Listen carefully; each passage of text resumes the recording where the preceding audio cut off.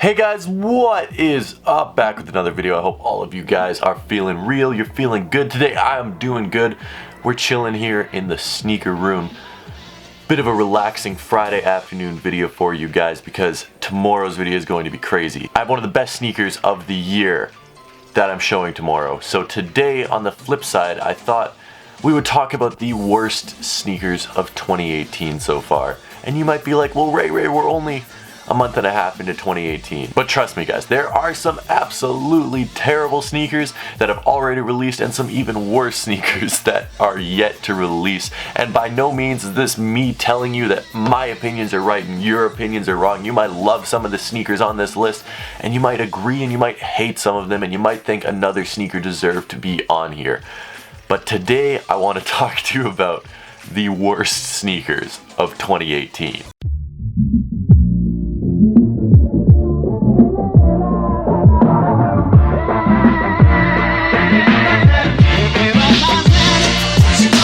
Alright, number 1 on the list, or number 10, we're not really going in any particular order.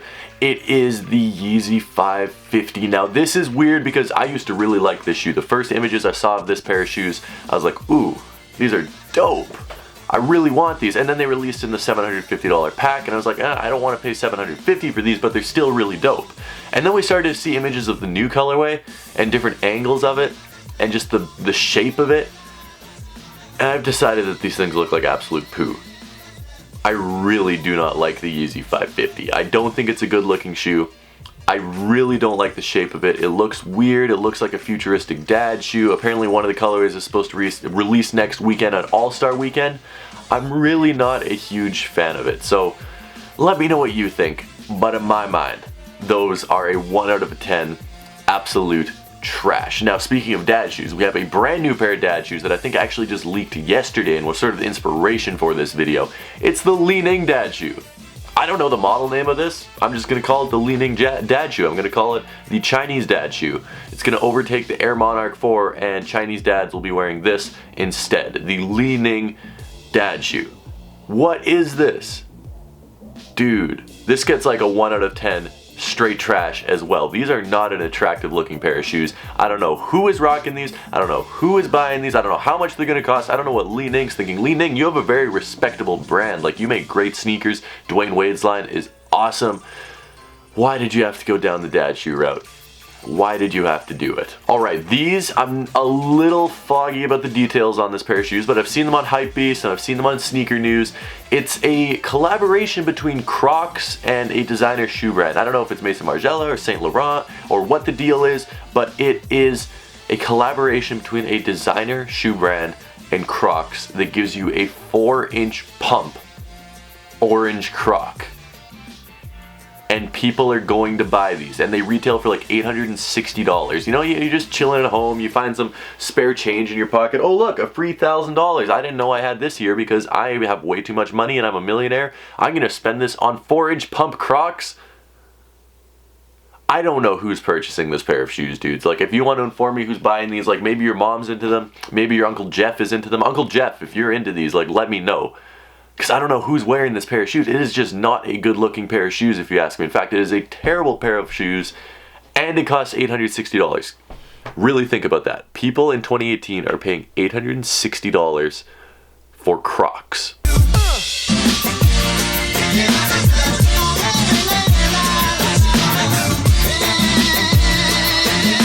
Next two shoes on the list are Nike taking something good and something classic and just crapping all over it and making it one of the weirdest shoes you've ever seen in your life. So the first one is the Vapor Max Plus, which is a combination of the Nike Vapor Max, a new shoe, and a classic shoe that looks perfectly fine the way it is, the Air Max Plus Tuned 1. And they shoved them together and created this weird fusion. It's like a duck had a baby with an elephant and it doesn't look right. It's just weird. I don't know how to describe it. It just looks weird. I'm not even gonna say it looks bad. Like, if I was walking past someone on the street, I wouldn't be like, hey, that's an ugly pair of shoes.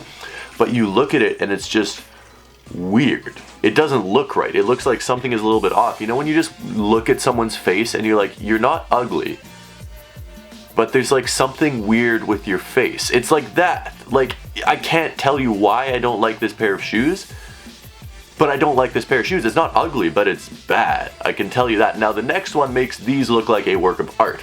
This is the Air Force One Special Forces 9010.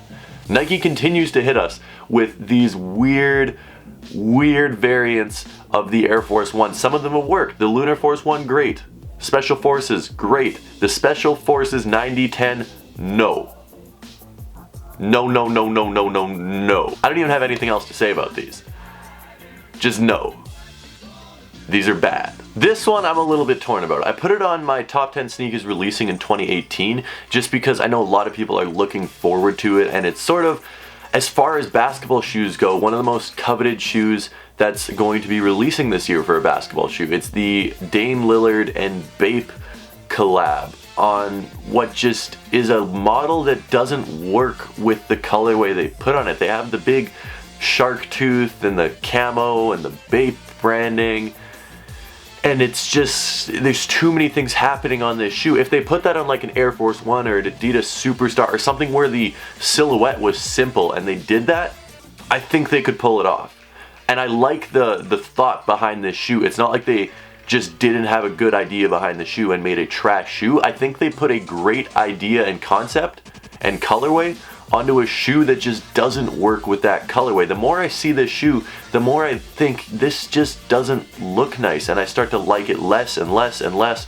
And I'm not a big fan of Bape. I have one Bape jacket that I really like, but that's an exception to the rule. Most of the time I do not like Bape that much, so I'm a little bit biased here. I just think the camo is a little bit overdone and a little bit too much for me.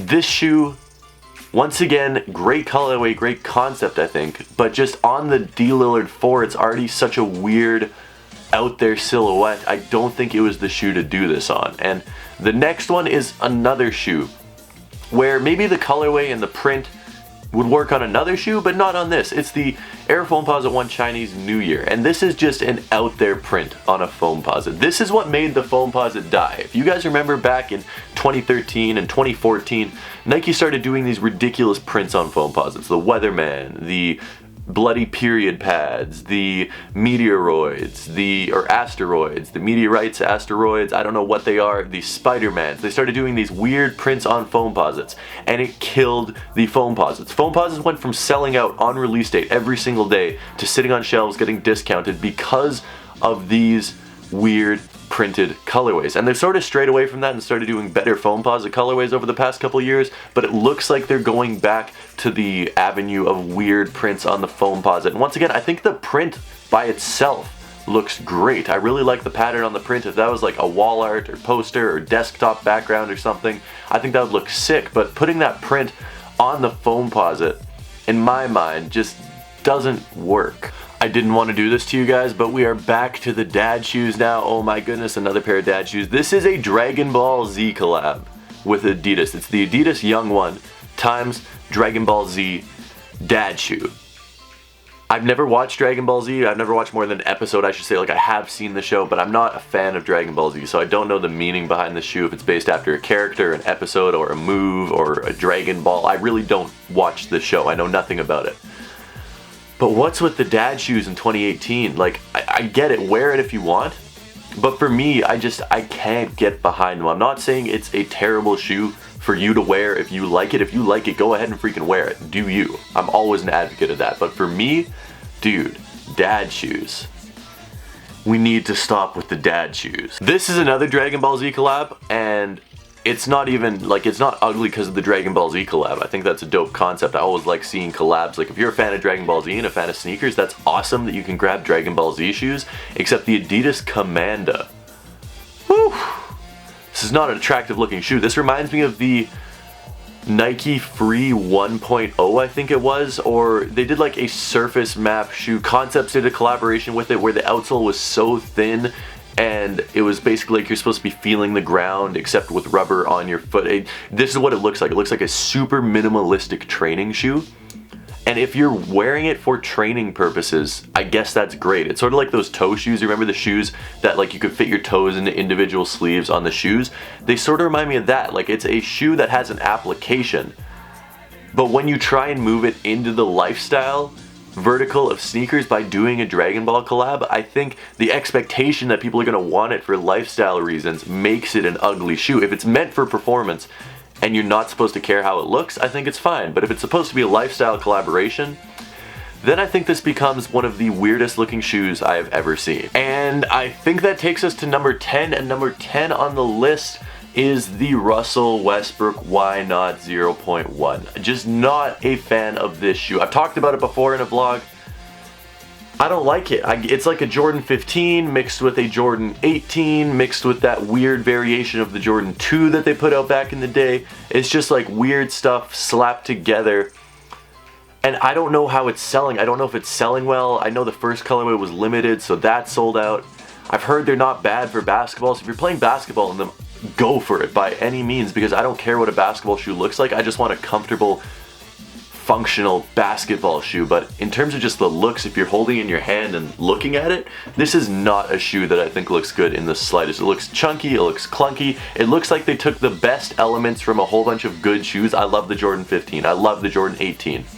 The old Jordan 2 weird fusion thing, not a huge fan of those, to be honest, but they took great elements from all of those shoes and shoved them together thinking that, oh, if we take 3 great things from 3 different shoes, it'll have to be good. But it's sort of like, you know, pizza is great, ice cream is great, and Sour Patch Kids are great, but you don't want pizza with ice cream on top with Sour Patch Kids sprinkled on top. Like, 3 great things put together don't always make a great thing, and I think that's what happened with the Russell Westbrook. Russell Westbrook. Apparently I have a lisp now. That is the top 10 worst sneakers of 2018, at least in my opinion. If I forgot anything, let me know down in the comment section below. If you think I was mistaken, let me know down in the comment section below. If you think I was spot on, let me know down in the comment section below. As always, I really appreciate all of you guys tuning in. If you're still watching to this point in the video, comment the worst sneaker ever. The worst sneaker ever down in the comment section below. Let me know that you're part of the real fam, that you watched all the way to the end. As always, I really appreciate every single one of you guys. You people are the best, and I'll see you tomorrow with a brand new video. So until then.